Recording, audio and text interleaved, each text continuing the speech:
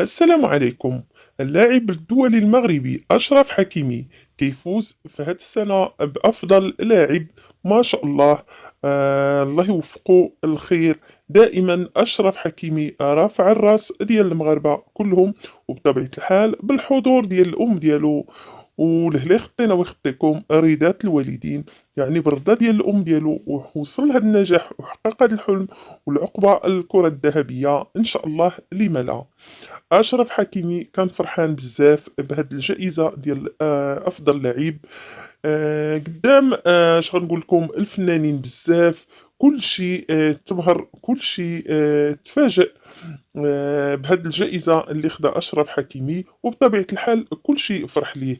أشرف حكيمي يحصد جائزة أفضل شخصية رياضية في حفل صنعاء الترفيه. والمستشار التركي الشيخ يدعو والدة اللاعب أشرف حكيمي إلى المنصة لاحتفال بجائزة أشرف، وكذلك يهديها لوالدته.